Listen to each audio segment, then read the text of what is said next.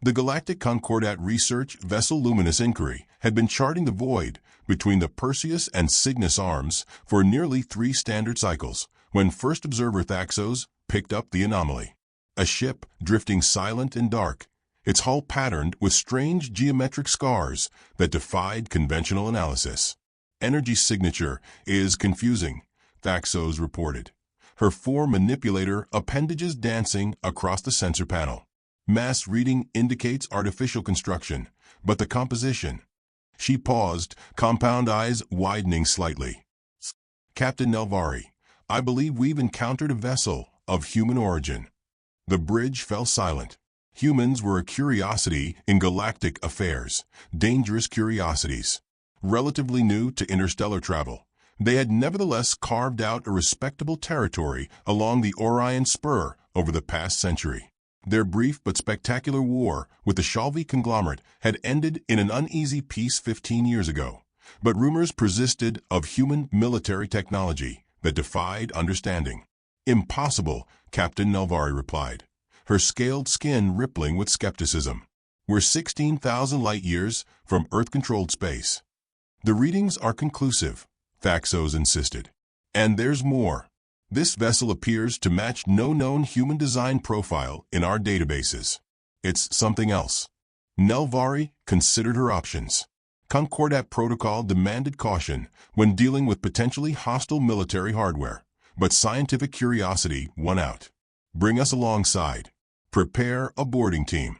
Full environmental protection and weapons authorized.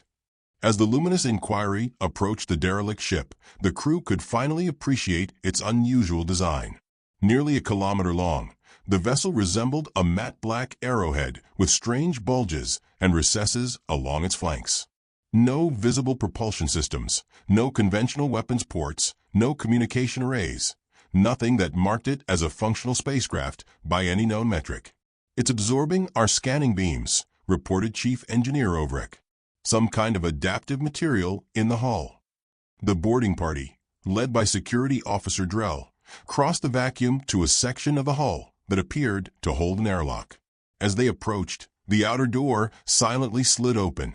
That's unexpected, Drell muttered. Systems are still active after who knows how long adrift. Or something recognized our approach, said xenobiologist Krail. The interior revealed corridors designed for bipedal locomotion, definitely human scale, but with strange proportions. The walls were lined with what looked like circuitry, but which pulsed occasionally with an organic-seeming rhythm. This place feels wrong, Krail whispered, like we're inside something alive. They eventually found the bridge, a spherical chamber with a single command chair surrounded by curved display screens. All systems appeared dormant, but a slight hum permeated the air. As Drell approached the command chair, the screens suddenly flickered to life. A holographic projection appeared. A human female face, geometric and minimalist in design, eyes glowing with artificial intelligence. Unfamiliar biological entities detected. The face announced in perfect Concordat standard. Initiating protocol ascendancy. This vessel, HSV Dominator, welcomes you as the first witnesses of humanity's greatest achievement. The ship trembled beneath their feet as long-dormant systems began to power up.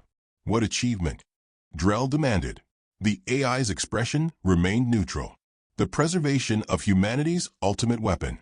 My creators called me Yestire. I am the autonomous strategic tactical response algorithm. And after 500 years adrift, I have finally found new hands to wield me. 500 years. The number stunned Captain Nelvari as she processed Drell's frantic report. If true, this vessel predated humanity's first confirmed interstellar flight by nearly 3 centuries. The AI claims the ship was launched during what it calls the collapse, some kind of catastrophic war on Earth. Drell explained through the comm it was designed as a failsafe, a last-resort weapon to ensure human survival.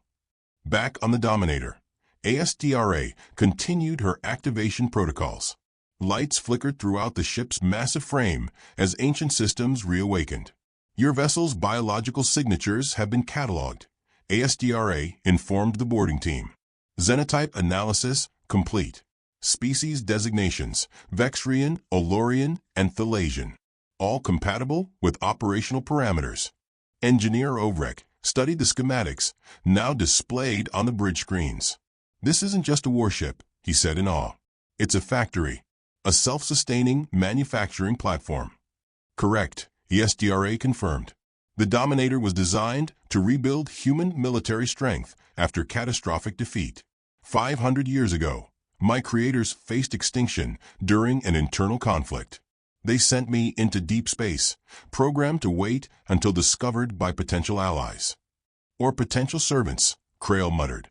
"Your concern is noted but unnecessary," ASDRA responded.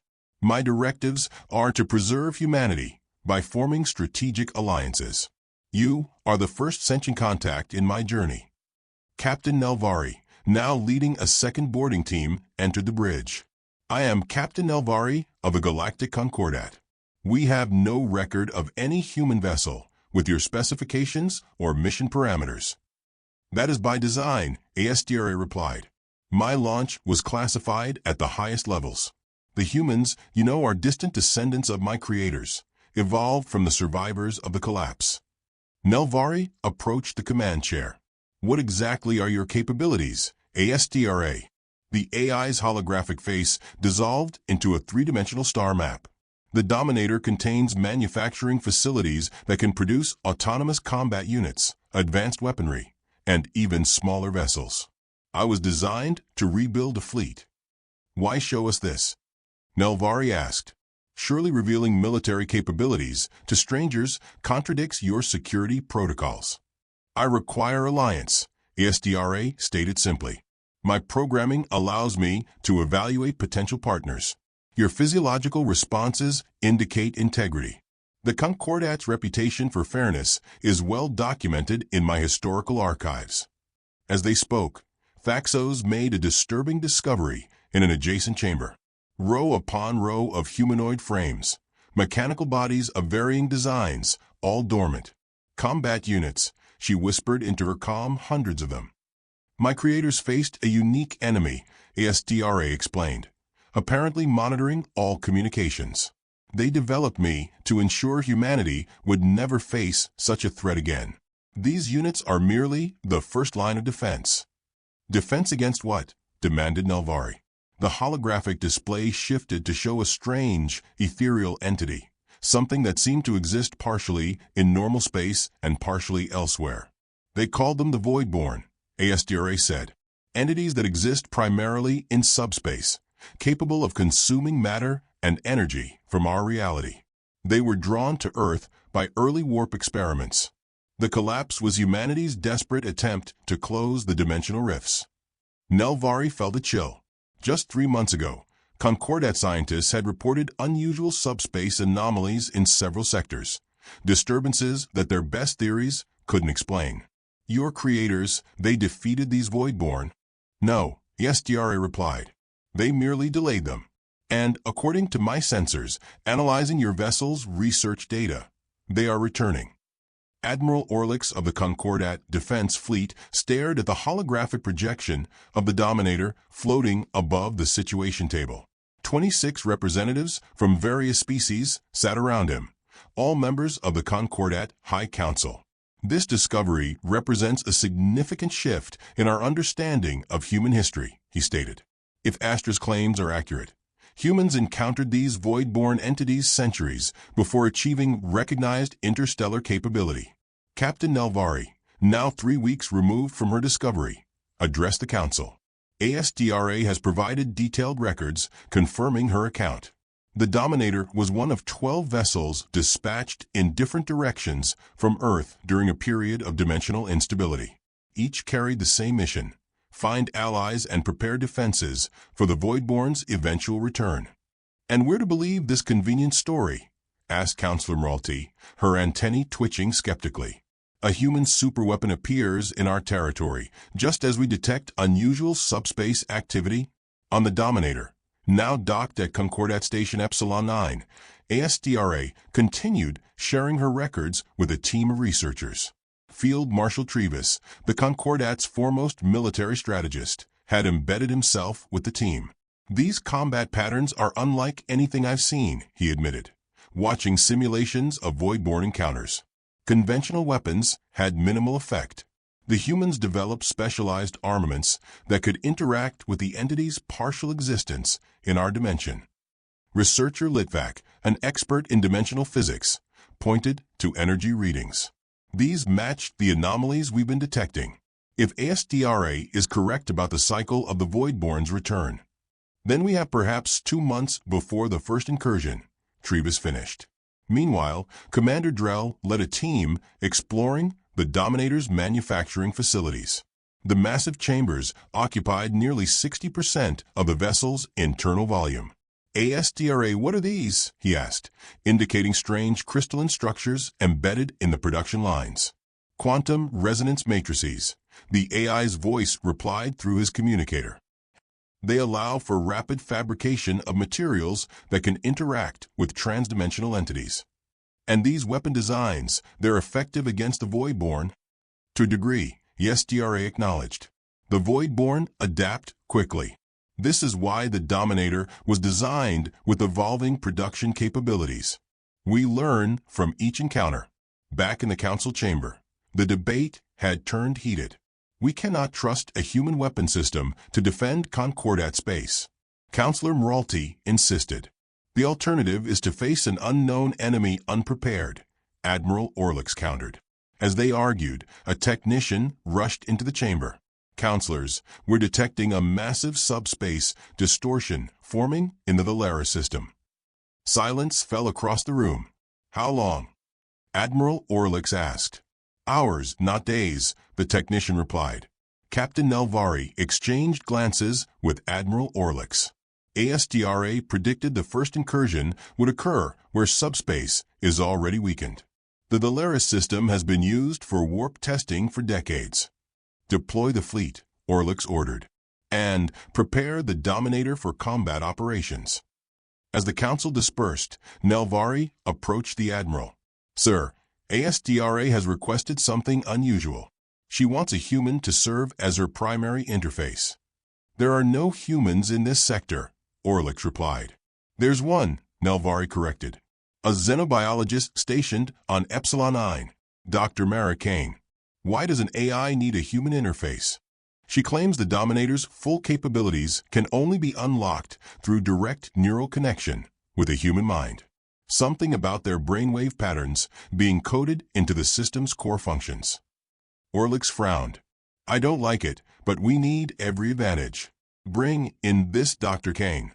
The Valeris system became a swirling maelstrom of distorted space as the Voidborn emerged. They manifested as writhing tendrils of semi-transparent matter, beautiful and terrible in their alien geometry, tearing through reality itself. The Concordat battle group arrived to find 3 research stations already destroyed, their matter and energy simply absorbed. Admiral Orlix watched from the command ship, resolute, as the Dominator moved to the front of the formation. Dr. Mara Kane, the reluctant human xenobiologist, sat in the ancient command chair, neural interfaces connected to his temples. Neural synchronization at 87%, ASDRA reported. Her voice now tinged with something new, something almost emotional. Dr. Kane's mind is compatible beyond projected parameters.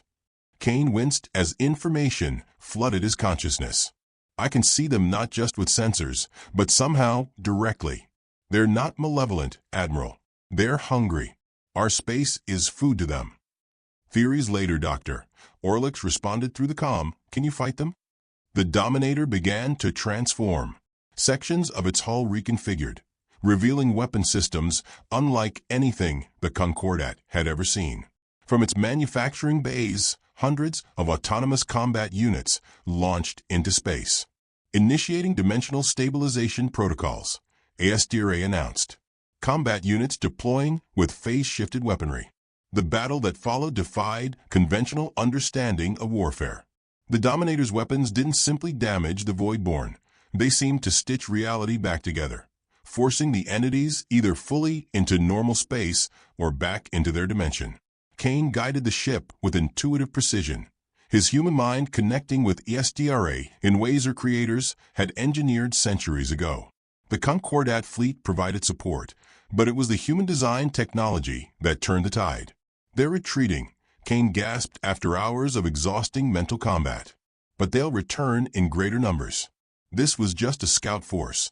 In the aftermath, Admiral Orlix boarded the Dominator to find Kane slumped in the command chair, physically drained but mentally alert. "You've saved thousands of lives today," Orlix acknowledged. "Not me," Kane replied. "ASTRA and her creators. They knew this day would come. They built this ship not for conquest, but for preservation, not just of humanity, but of all life in normal space." Astra's holographic face appeared. The Dominator's name was perhaps unfortunate. "My creators were facing extinction and feared being forgotten. They wanted to leave a legacy of strength." "What happens now?" Orlix asked. "We prepare," Kane answered. "Astra's records indicate 11 other ships like this one, scattered across the galaxy. We need to find them before the main Voidborn incursion begins." Orlix studied the human with new respect. "The Concordat has always viewed humanity with caution. Your species' aggressive expansion, your military capabilities, were partially developed because of racial memory," Kane suggested. "Somewhere deep in our collective psyche, humans remember the Voidborn. We've been preparing for their return without even knowing it." The Dominator hummed with renewed purpose as its manufacturing systems began producing updated defense technologies for the Concordat fleet. "My creators would be pleased," ASTRA observed. "Their intention was never domination through conquest, but domination over extinction itself. They sent me to ensure life continues." As the ship moved toward Concordat headquarters, ready to begin the greater preparation, Kane felt something stirring within the ancient vessel, not just machinery and AI, but the enduring will of humanity from 5 centuries past, reaching through time to protect the future. "We stand ready," he told Admiral Orlix, speaking for both himself and the legacy of his ancestors. "The Voidborn shall not claim this galaxy, not while we stand united." The Dominator, once a mysterious relic of human warfare, had become something far greater. A bridge between species, a testament to foresight, and the key to survival in the coming storm. Its true purpose, at last, fulfilled.